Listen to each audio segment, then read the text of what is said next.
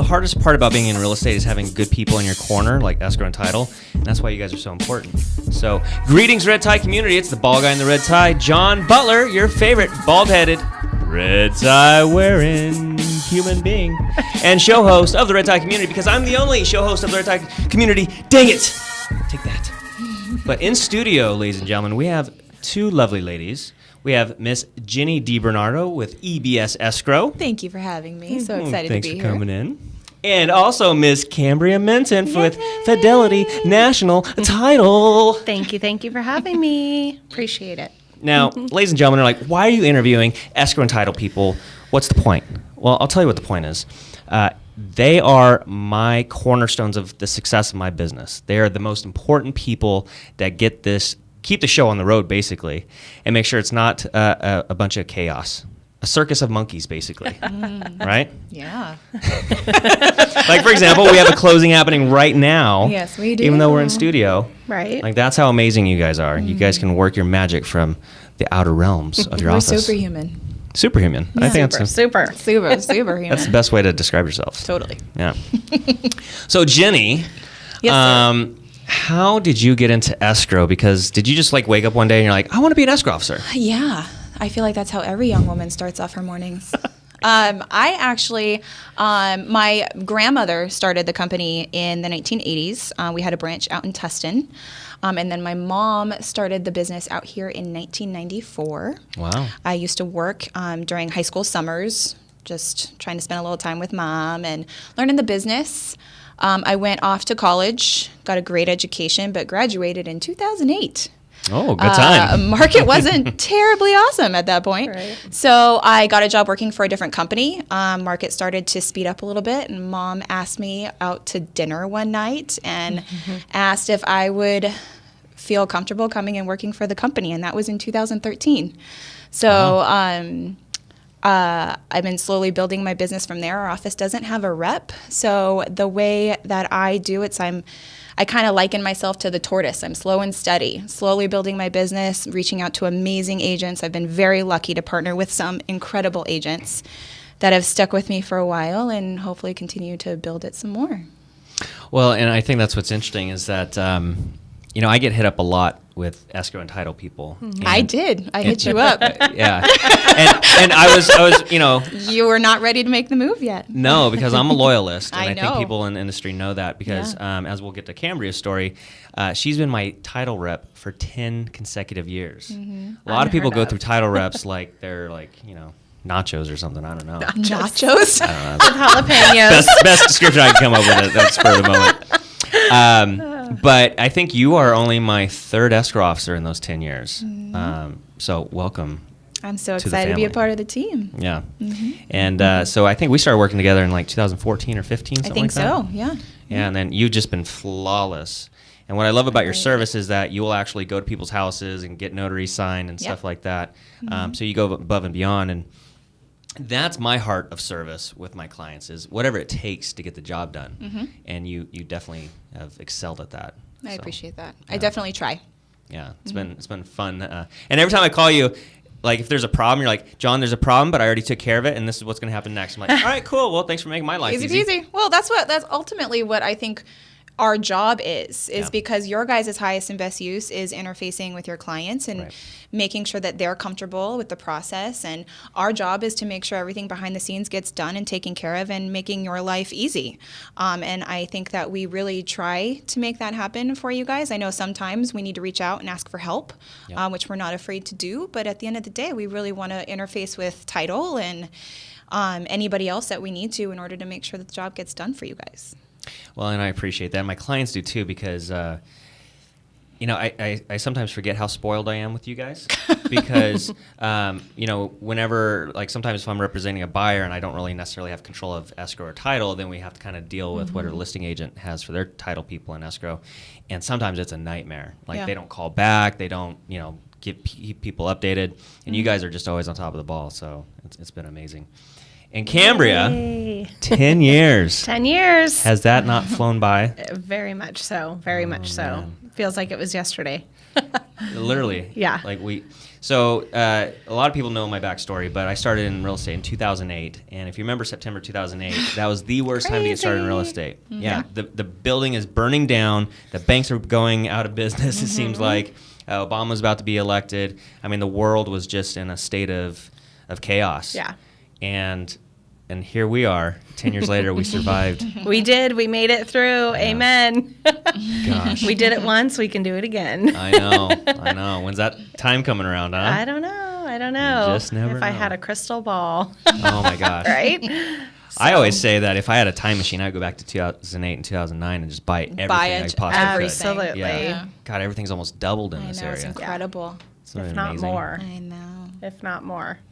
And so, Cambria, you've been very special in my life because, this was back during the Exit Realty days. Yep. And so you would always be at our little monthly meetings, and Susan would, in her shrieking Susan voice that she has, and she's the cheerleader. She's amazing.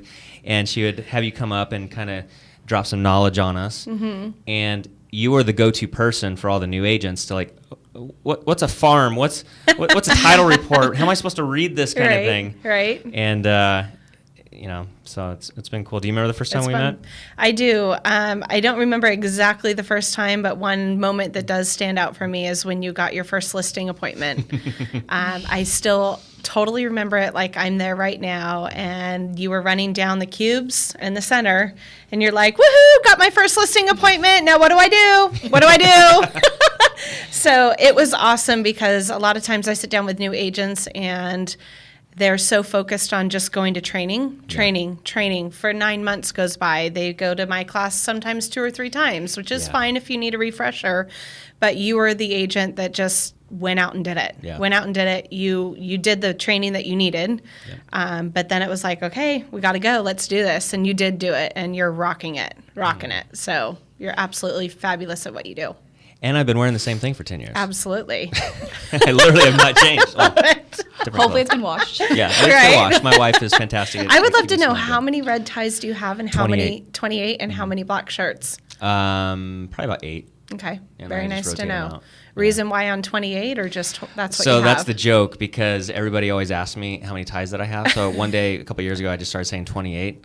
And they're like, why 28? And I go, one for every day of the month. And they think about it. I'm like, wait. It was in February. I was like, wait a second. That's good. I already count that out. So I just say 28. That's So. good. That's good. How many I actually have, I don't know, because I order them from redneckties.com. Very nice. Not like redneck, Right. more like redneckties.com. Okay, So But shout out I'm to glad them. I'm glad you. Somebody's going to start prefaced that business now. No, Red it's- neckties. Yeah, it's a real thing. I know, just have like a yokel-looking kind of Yeah. fellow. Yeah, I'm from Bakersfield, so I can play that role. Oh, that's good. You better copyright That's that domain name. good. Absolutely. Yeah. That's going to happen. Yeah. Well, I think they should just give me free ties.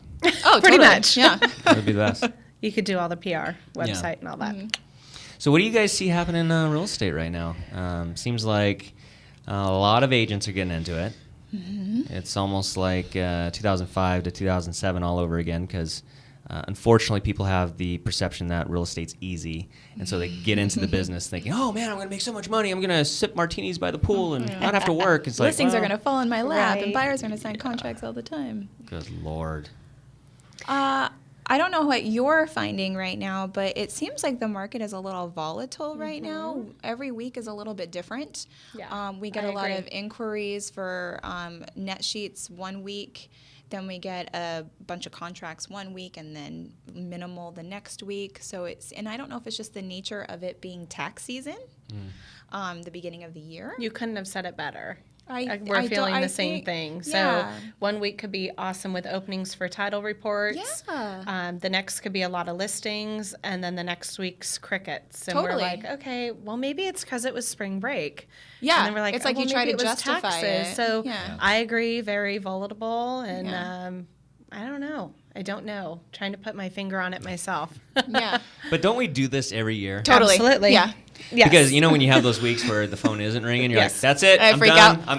I gotta go get a job at McDonald's. Yep. Right? Yep. If I make more." I have a mini McDonald's, panic attack. My $15 husband has now. to calm me down Yep. and feed me food while I'm in the fetal position at the corner of my room. Drinking a bottle of wine. Drinking a bottle of wine, like, I'm a failure. And then the Typically- next week it blows up. I'm like, I'm rocking it. Yes. I'm Yes. killing it. Right? Yeah. It's like Typically, next I'll week. call management And I'll be like, hey, is is it just everybody else? everyone's openings that are down a little bit this month? Or is it just me?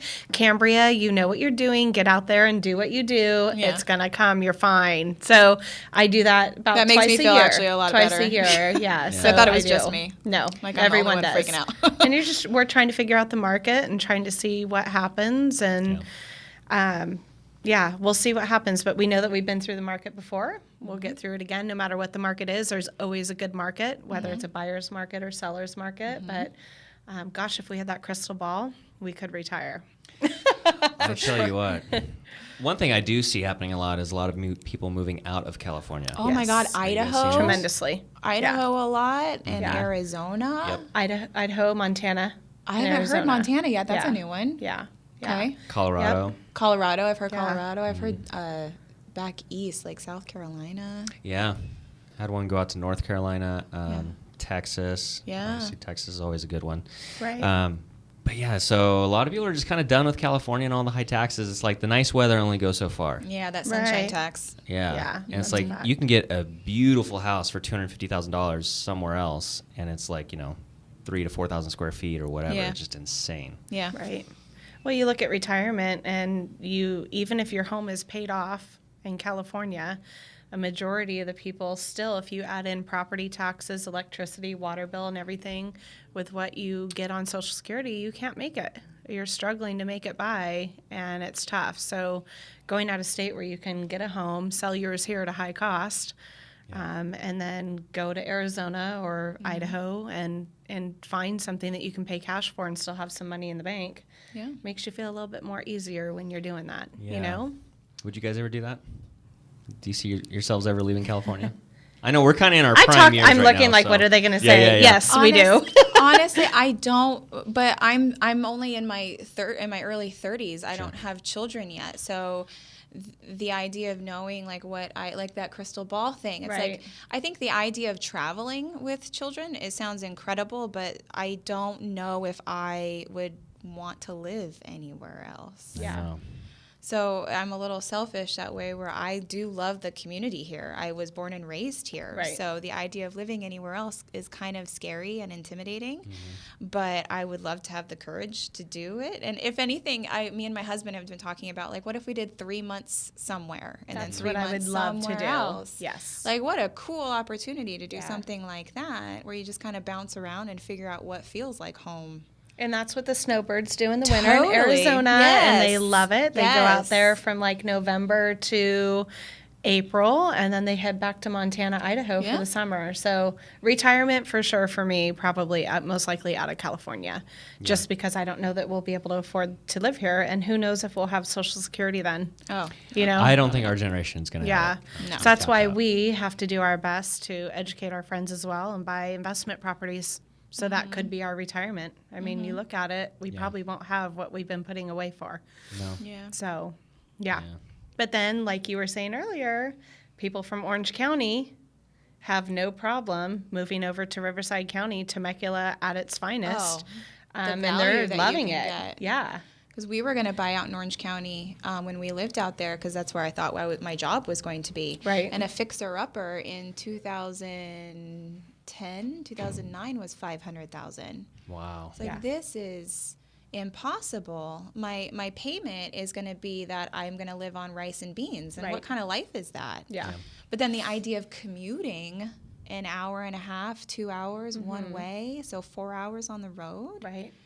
That it's like, I feel 20 so hours a week just in the yeah, car. I feel Yeah. so awful for people that is their only option, Yeah. which is so terrible to think Right. that is, because that's no way to live. That's just no way to live. Right.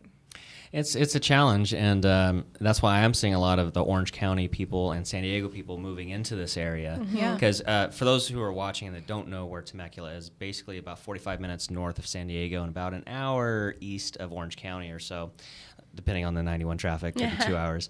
But for $400,000 to $500,000, you get an amazing, beautiful home here. Oh my God, Whereas incredible. out there, like you were just saying, you get a condo. Yeah. Maybe. Yeah. You know. Yeah. And luckily, it seems as though some of the jobs these days are really embracing the telecommuting. Yes. Which is awesome. So if people work 5 days a week, Monday through Friday, and they can telecommute 1 or 2 days a week, that's a life changer. It is. Totally. That's incredible. It is. Yeah, especially on a Friday. Oh, yeah.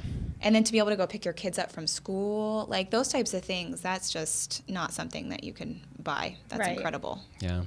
Another thing that I love about this area is that within an hour, you could be at the beach, you could be in the mountains, the desert, the valley, wherever you want to go. You don't get that in too many places. No, so we're really spoiled. How many wineries do we have? Super spoiled. Yeah. Oh my God, they got so many in the pipeline to come too, which is so exciting. Yeah. So Napa, here we come. Right? Yep. Well, yeah, Temecula's wine country is going to be the Southern California Napa Valley, basically. Right. Yeah. So it brings that prestige, and then you got the Desperate Housewives or Housewives of Orange County or Real whatever. Housewives of Orange County, better get it right, Buster. I watch all those shows. My wife will grill me when she sees this. She's like, you should know better. That's our guilty pleasure. Yeah. I think it's every woman's. Do your husbands, do they get up and do they stay and watch? Or do they gets so leave the room? Gets Yeah. and I don't know why you watch this. Yeah. He's like, all they do is scream at each other. And I'm like, I know, I love it. The worst. I would love to hear a psychologist talk about why women love that kind of thing. I have no idea. It's like the drama. Because I don't have any drama in my life. I think that's what it is. Because you live vicariously through them. I kind of, and also, that's a good way to put it. That's true. Yeah, living vicariously through them a little bit, but that whole drama would stress me out all the time. I think it's hilarious seeing what things they argue about. Yeah. There was one episode that they were arguing about not drinking out of a real champagne glass. Goodness. I'm like, this is ridiculous. Let me show Give you me how a red it's done. Solo You cup just and I'll grab be the fine. bottle. Yeah. Who needs a cup? Right? Yeah.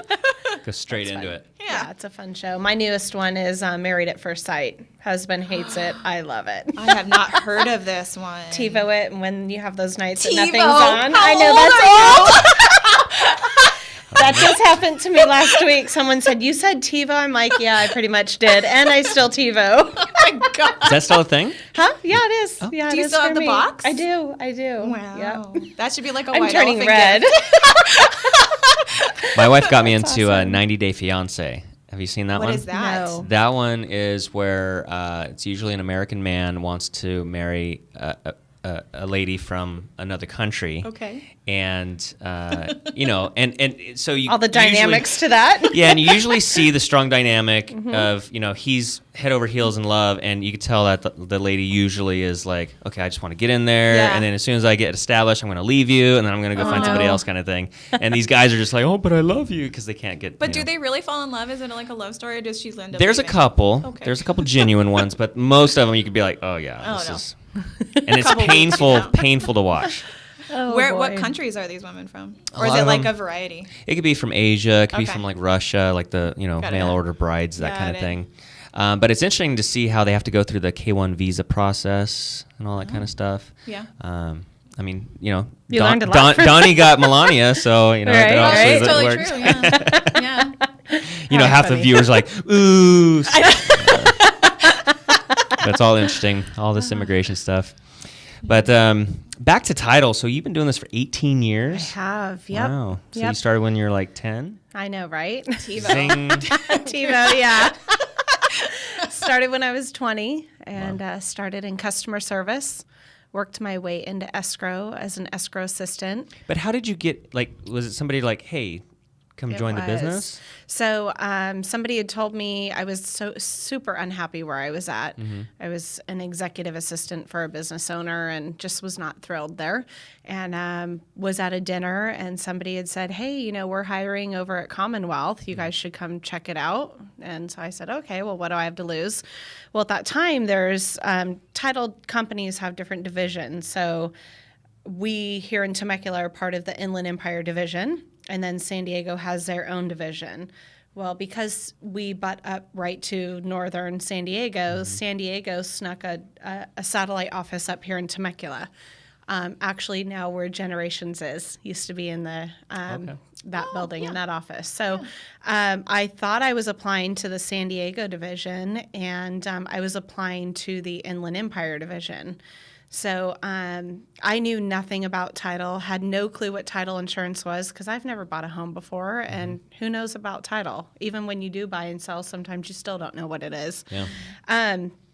So I went in, dropped off my application, And I actually, after an interview, faxed over a letter God, to a Frank facsimile. Vincent, you guys know who that is, and said I had a great time meeting with you. I look forward to the possibility of working with you. And he called me and said, your fax did it. So I was hired. It's always those personal touches. It is, and I still try to do those to this day. Yeah, you do. It is all about that. So I always think it's so cute that every time I go to my mailbox at my real estate office, there's always a letter or a little note card or something like that. And like, you've been my title rep for 10 years. Like, you don't have to earn my business or whatever, but it's always a handwritten note. Thank you so much for the closing on such and such. And but that just is a testament to your tchotchke to go with it. Yeah. Oh, I love it during the holidays. I always get the CD, which you've been doing for a couple of years. Yeah. And then with holiday songs and whatnot. Right. And then, by the way, my wife wants more notepads. I will get them to her. Yeah. 8.5 by she loves 11 making her or little the small to-do list. ones? Huh? The small ones or the big ones? The small ones. Okay. Done. So hey, that's how you earn my business. Give me a stack of paper and we're good. Happy wife, happy life. Yeah. No, she loves it. She literally asked me to get more of those. Very cool. Yay. There you go, honey. Love you, Jen. Right? And that's kind of an interesting thing is that we kind of knew each other before we started working together. Real estate, yeah. Because my wife's best friend is Courtney. Which is my cousin. Is your cousin. Oh, cool. Yeah. So that's kind of the segue, the roundabout I guess. way. Yeah. Yeah. Which is kind of how I felt, because you were the first agent that I really felt comfortable essentially saying, hey, if you ever need a secondary option, I'd love to be that option for you, because we had that connection that way. Yeah. And I had seen you at a couple family events, so it was a little boost to my confidence to be able to feel comfortable going and talking to you about that, because normally It's hard to do that. Oh my gosh, Yeah. it's terrible. It's hard to do, even after 18 years. Yeah. Hard to do it. Yeah, it's not something I think I will ever feel comfortable doing. Nope. But fake it till you make it. Right. Well, and I say no to a lot of people. Yeah, well, you said no to me. Yeah. Yeah. There's over 5,000 real estate agents just in this area. And then I don't even know how many title and escrow people. A lot. A lot. A lot. A lot of people. Very qualified people, too. That's what makes it so hard to get going and to meet new people and to have a conversation with an agent that you'd love to be on their team, because my competition with some of these other escrow officers, it's hard. Right. The people, like most of them are women. There's a few men, but they are incredibly talented. Yeah. So it's then trying to find out, like, it also could be a personality thing too, is that you just instantly click with somebody and it's like, I can't explain it. It's just, I love this person. She's on my team and I'm just going to stick with her.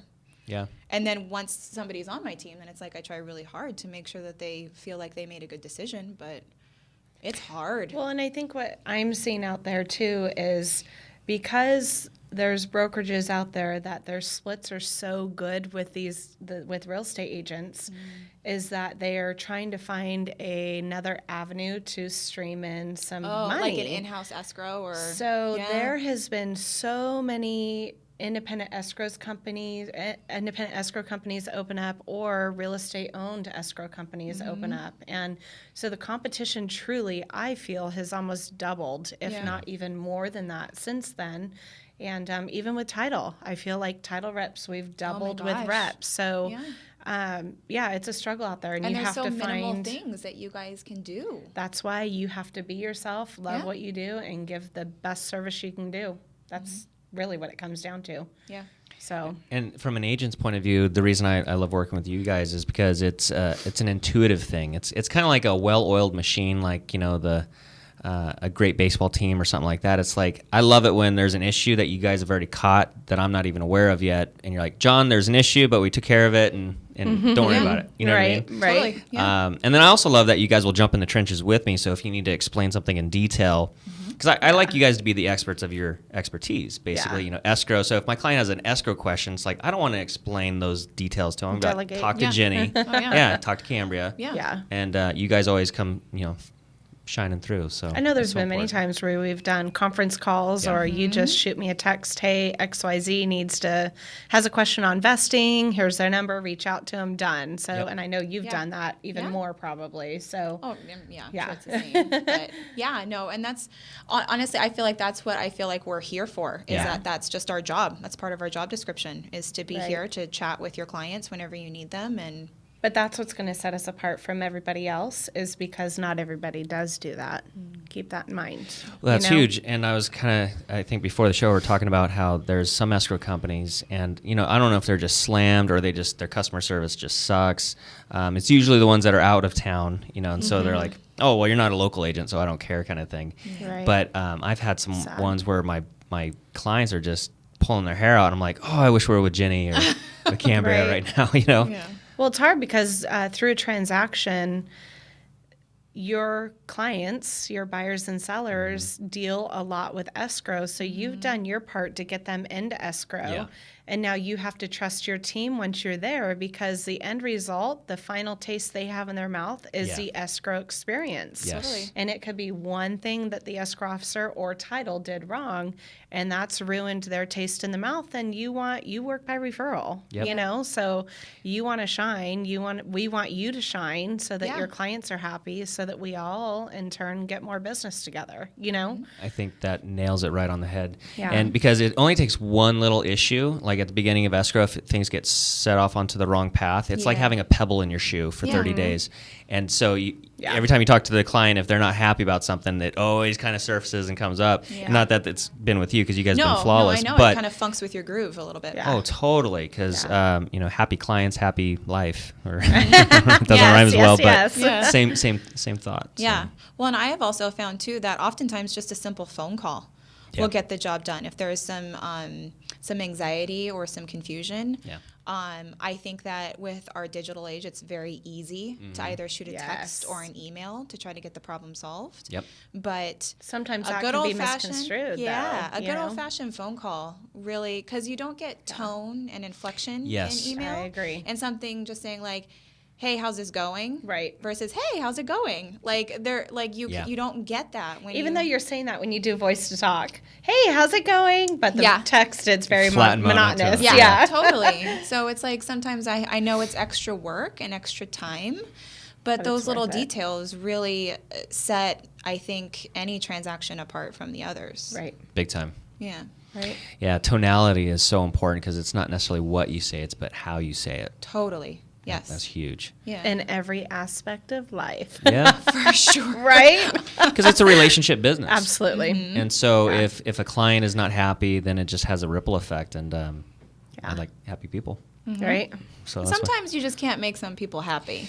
There's Yeah. going to be those few and far between people, but all you can do is just focus on how you react to Right. it and just be, everything's okay, and then just keep moving forward because Yeah. there's always going to be those few people that are going to just be Oh, it doesn't grumpy. matter what it is. They'll find does. something to complain about. Yes, I had a yes. client one time complain about the envelope being too big.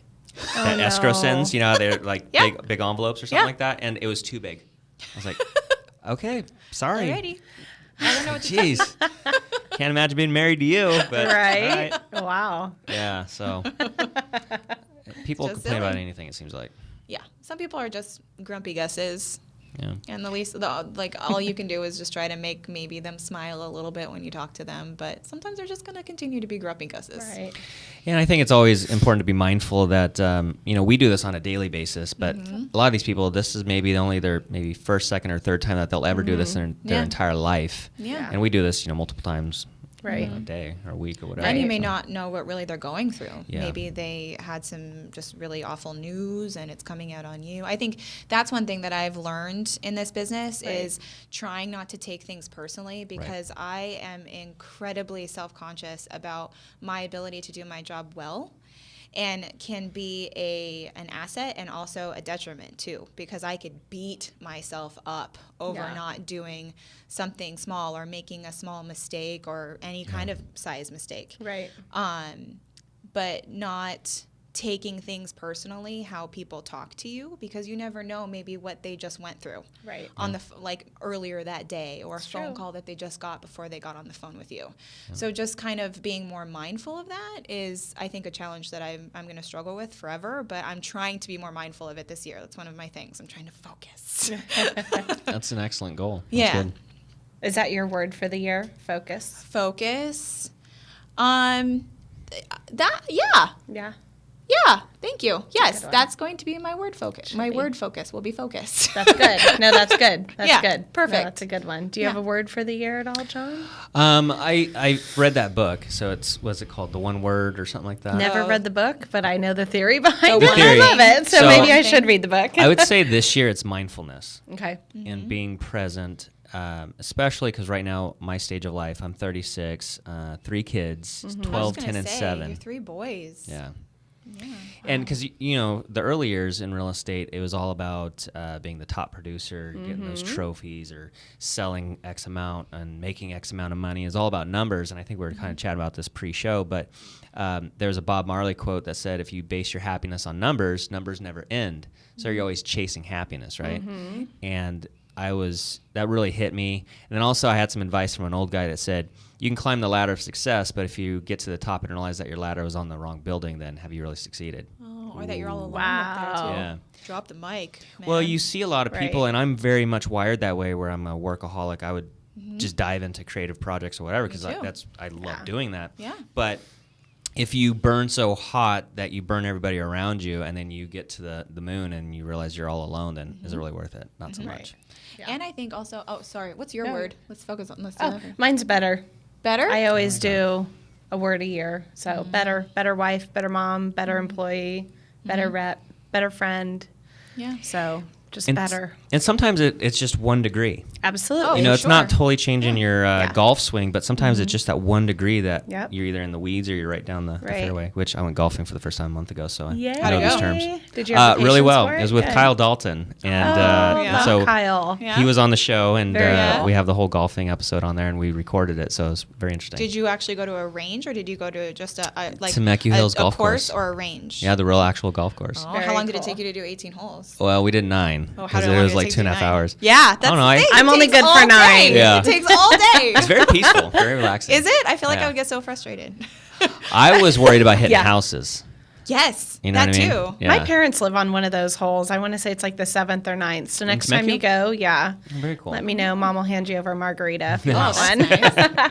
But yeah, no, I'm only good for 9 holes. I'm good for 9. And never then after played. that, I'm It's like, too much. okay, drink cart. I'll drive the cart. I feel yeah. like I would rather Yeah. be the caddy. Yeah. Like I'll do that. Well, I won't carry the clubs. I will drive and I will pass out Yes, booze. Yeah. That's what I'll absolutely. do. Yeah. Make the good times. It's Seems fun, like there's a though. lot of It's- golf tournaments around here for the Well, business. Oh, there yeah. is, there is, and that's what we used to do all the time was the golf tournaments. But I had to make sure I have my own set of clubs. But I had to make sure whoever I golfed on the foursome with that they were okay if I bowed out at 9 and just drove the cart and had a Yeah. beer. Yeah. Because some are very into it and they, score matters. So Yeah. but we had fun back in the day. We sure did with that. Those are good so times. yeah, enjoy it. You have to have patience. Yeah. Maybe That'd be it'll fun make for you you to bring the calm, boys out, quiet too. down. Yeah, I don't know how much golfing we would get done because we would just You be go to the Goofing putting- off. you could be Could be hitting each other, playing Yeah. swords or You would. something. Yeah. Throwing each other's, ball into the pond or something like that. Yeah. I could see that for Yeah. some reason, totally. Yeah. Yeah. Yeah. They're a handful. But I'm being But so mindful. worth it. I'm being Be mindful. mindful. Good, good, Mindful. good. Oh, that reminds me. That was one thing I wanted to chat about too. Is that I think another struggle that we all have too is trying to find. Because me and my husband were talking about this last night.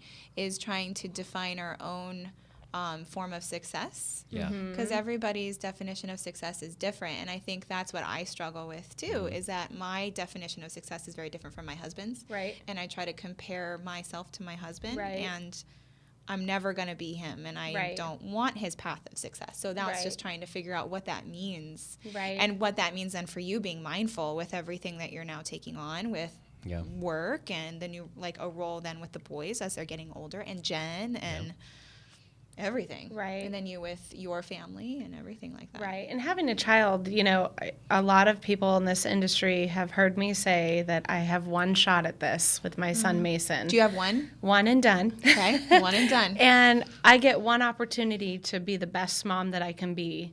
So at this point in my life, I don't want to close $5 million a year in title fees. Yeah. Why? Because that I would be amazing, financially. But with my family life, so not worth it. So not worth it. So, a lot of the networking events that go on in the evenings, I'm not at them anymore because my little one comes first. And when I got pregnant, my husband said, no more of the evening functions. Like, we're here, we have a child now. And I've been very, very faithful to that. There are some nonprofits that I do like 4 times a year that I make sure that I try to attend. But other than that, I talk to agents all the time and I say, where do you want to be? Do you want to close 10 this year? Do you want to close 100 this year? And one is sacrificing. You're gonna sacrifice one. I feel bad because you talk to some agents and they're like, gosh, I got to do the best. I got to do the best. Like how you were in the very beginning and you did phenomenal and still are. Yeah. But I think you've come to the realization that I'm good doing this. Yeah. And because I don't want to sacrifice the family time and the things that we treasure in life. So I'm glad that you brought that up because I hate seeing agents sit there and feel like they have to do what the top producers are doing when in reality, if you have kids, I'm okay with closing. Yesterday, an agent said, I'm good closing 1 a month. That's she's fantastic. like, I could have a great life on that. And yes, you can, Yeah. So you just got to know where that bar is. Well, and it's true because, and we're blessed in this area that homes do sell quickly and, the average commission's, usually around maybe $10,000, $12,000 or $8,000 or whatever that might be. But if you do 1 or 2, I admire those people that can do 50 plus deals a year in transactions. But if you actually break it down and look at it, it's a little deceiving because they have 10 people on their team. I would love to see the P&L on that. Yeah, absolutely. The financials on that team. Absolutely. Yeah. And so, a lot of these agents will tout, I did 120 transactions. Yeah, but how much you bring home? You have 10 people, so really everybody did about 12 transactions, which is still good. Absolutely. But when it's you a little look bit at of card tricks there. It is, but a lot of people don't look at it that way. They look at the teams that are closing over 100 deals a month. Or a year, and then you look at the actual P&L of it, and the agent that closed 1 a month is probably making the same. I don't know. I'm guessing on numbers right there. But, and do you want the stress of all that? Yeah, because with that do you comes do a whole team? can Do of you worms. not do a team? Yeah. So because I've been a one-man show for the past couple of years, and I like it that way because when you start to manage teams and human beings and their lives, it's like it's hard enough to manage your own life and then your clients' expectations and stuff, and then because you have a lot of agents where if you're a team leader, they look at you like, okay, well, give me deals kind of thing, and it's absolutely. like, well, so. I don't know. I've never been much onto the team thing, but that seems to be very prominent right now. Right. Oh, it's like blown up. Yeah. Yeah. Yes, it's like almost like if you're not on a team, then you're not What are you considered doing? successful, right? That is totally what people are looking at too, the agents. They feel that they need to be a part of a team. Yeah.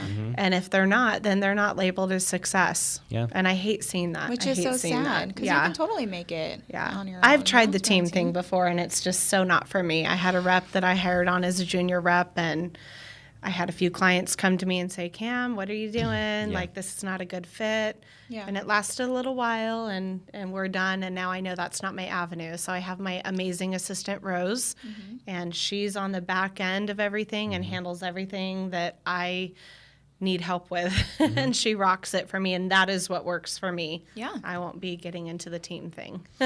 Well, it always comes down to when I did try to have partners or agents and stuff like that, it seems like there's always one side that felt like they did all the work and then they didn't get compensated effectively kind of thing. Yeah. Right. And it was usually me because I was, in this business, you can tend to want to control all aspects that you can. And so then when you have to cut, half of your check to somebody else, it's like, That hurt. I don't know if that was worth it because what did you do? You know what I mean? Yeah. Right. So, Right. yeah. Yeah, it's hard. It's hard. Yeah. It'd be interesting to get a team in here and kind of pick their brains about it. Oh, definitely. I was just going to say it would be like a super team interesting. leader on their own, maybe from a different area, Yeah. and I don't know. It's just interesting. Or, well, because you have your perspective of being a one-man band and then having like a couple team people come in and chat. And it's would be not really that you're interesting. not willing to share, because the team thing didn't work for me, and anyone who works with me at Fidelity or previous companies know I share everything that I do, and it has come to my detriment where they have gone to another company and now they're doing what I was doing and they're not creating their own secret sauce. Yeah. So it's not for a lack of sharing. And I know you share I've seen you have no problem getting up and sharing what you do.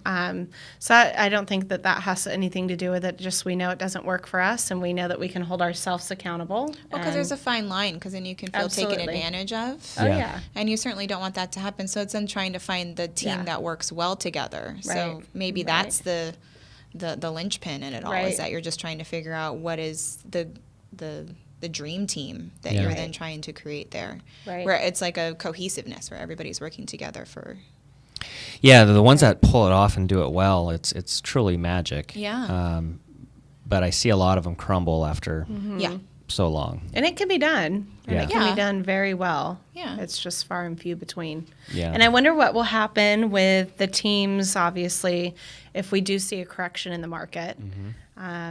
I wonder what will happen with those teams, if they're going to try to stick together and do auctions, or, it's interesting. We'll see. Yeah, well... we will see it again someday, pivot, but I don't know when. Yeah. Well, we also have technology on the horizon, or actually it's not even on the horizon. It's kicked down here. the door, and it's here. And so you hear about Zillow instant offers and all this kind of stuff. Purple Brick and... Yeah, like Beef Wellington, he was on the show, I think, last week. He was talking about that, how... there's always going to be that segment of the population that I could do it myself kind of thing, right? Yeah. And they're usually the D personality types. They're the ones that are like, they're the ones at the grocery stores that do the self-checkout. Yeah. Because they're not going to wait in line. I can do it myself, right? I can do it all by myself. And I think what we're going to see with technology, with Zillow and all these instant offers, is I think the pendulum's going to swing where a lot of for sale by owners are going to try to do it themselves. But then eventually what I think is going to happen is that there's going to be a lot of lawsuits. There's going to be a lot of miscommunications, because we've all been in this long enough to know that sometimes it's that fine little personal touch that you do to bring a deal together, or to keep it together, or to keep people from out of court and suing each other.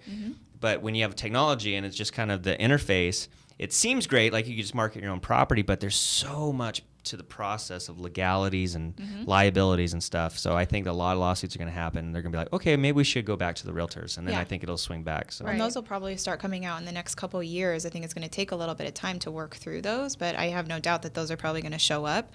But another thing that I've heard too is that people who start using those systems have actually been receiving offers that are drastically lower than what they would get had they used a real estate agent. Right. And the difference is that of what they would make is much more than, let me see how I'm going to word this. The commission that they would pay to the agents is less than the difference in what they'd receive had they used a real estate agent. Right. So it behooves them to use a real estate agent, because you're going to end up making more money. The commission is just a small portion of what, in addition, you're going to make. Right. Because you got like all of that ammunition behind you. You got the marketing plan. You got the knowledge base. You got all of these other avenues that they reach out to with their sphere of influence with other agents, saying, hey guys, I got this marketing or I got this listing coming up. It hasn't hit the market yet. Do you have any buyers? I see that happen all the time at the Tuesday morning meetings. Yeah. Right. It's incredible to see that stuff. And you know what, speaking of secret sauce, what people don't realize that I do is that I actually market to other agents. Smart. Yeah, it's You know what I super mean? smart. Yeah. Because over the past 10 years, I've built such a network throughout this valley of real estate agents and stuff like that. So when I do release a house, I literally have people write me like, John, I read your listing description, and I hope we can do a deal together, just because I think you'd be fun to work with, kind of thing. You know? And so you do those little things, because then when I release a property, it gets multiple offers, and then it gets the client the highest amount of money and stuff like that. So that's really the secret sauce. It's not necessarily any of those silver bullets like a lot of agents like, well, if I have this one system, this website, it's going to make me $1 million. Like, no, you got to have... Yeah. You got to create that spider web of... It's also creating a good awesomeness. reputation around town, too. Yeah. Like, you've created a great reputation around town. And I think that oftentimes that is an incredible secret sauce, with you having a listing coming up saying, oh, my God, you have to go in. They may show that house to their buyers, saying, this is an awesome agent. If there's any issues, I know he'll work with us. Same thing on if you represent a contract for a buyer that you're working with. Another agent may want to not incentivize, because that's not legal, but like saying like, this agent, I've worked with him before, he's incredible to work with, I know that this won't be a problem. And he knows what he's doing. He knows what he's doing. First deal one a year. He's not bringing a buyer to the table that hasn't been pre-qualified. He does his Right. homework. Yeah.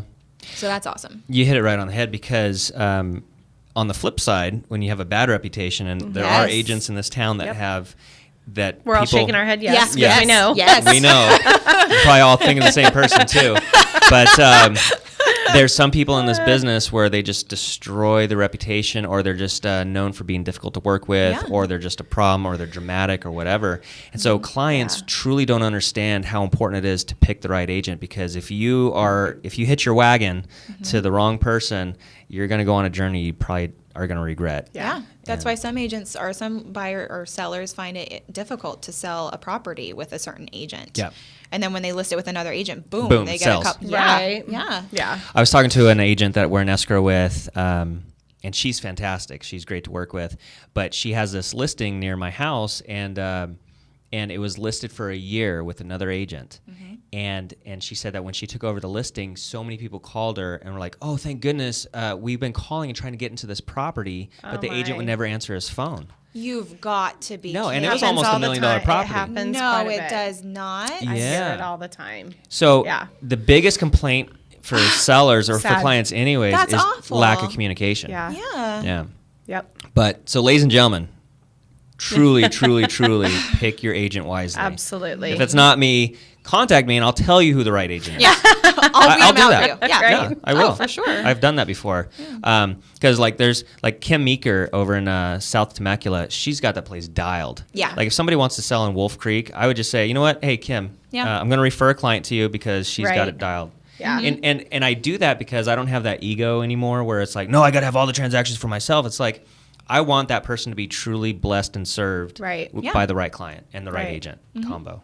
So. And the thing with that is that it's like just putting good juju out there. Right. It's like you're putting good vibes out in the universe that like you give to get. It's like there's no better way to build your business than to give away your knowledge, give away a client that would be best served by another agent. And then it all comes back tenfold. Have you read the book, The Go-Giver? No.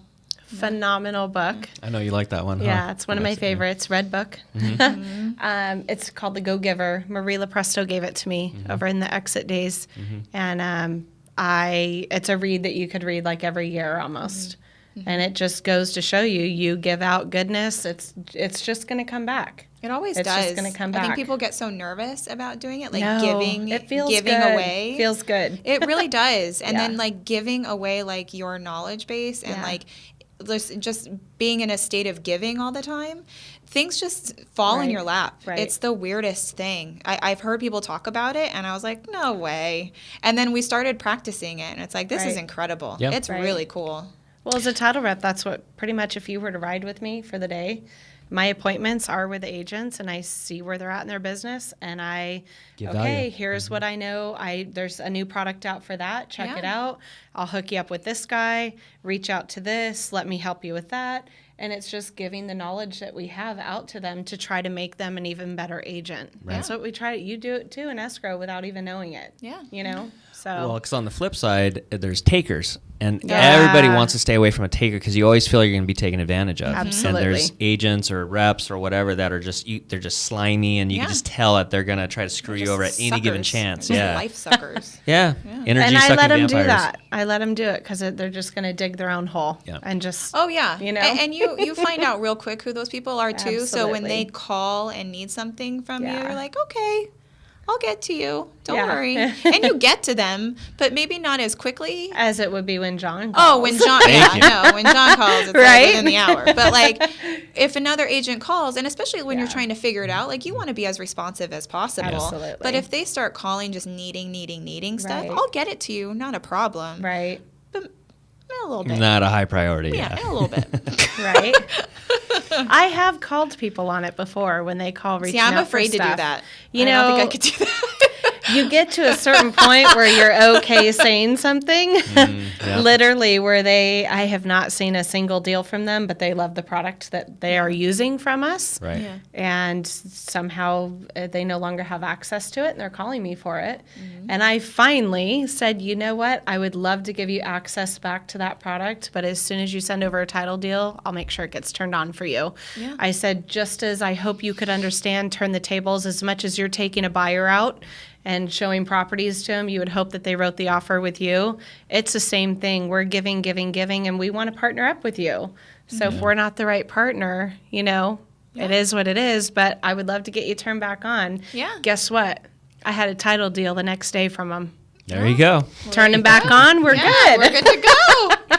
Gotta do So what you you'll gotta do. eventually solved. get to the point where, Yeah. you know what, if not, you're just going to keep getting taken advantage of, Very cool. So Well, ladies, it's been an honor and a blessing to work with you guys, and I'm so grateful that you took time out of your busy day, which is in the middle of the course. day, to come out and chat about all these things and these wonderful memories. And if anybody wants to use Jenny at EBS Escrow, You can call me on my cell, which is 949-734-9150, or they set up my fancy little name. Whoop. Right there. That has my office number on there too. You can call either number. I'd love to work with you. and Miss Kambria. yay. If you guys want to reach out to me, my number is 951-704-3933. If you're an agent watching this, we'd love the opportunity to help you with your business. If you're a buyer or seller, we'll be working with you with John, and know that I'll be reviewing every prelim for you and making sure that you guys are in the know of everything that's going on in your prelim. So I want to say thank you, John. Yes. I've worked with you behind the scenes forever, and I truly do know that you put your heart and soul into everything that you do. A lot of your clients do not see that behind the scenes. I see that because I see you in the trenches getting everything done, and little do they know what you do. So thank you for being you. Thank you for your support. Thank you. And love you much. Thank you so much, ladies.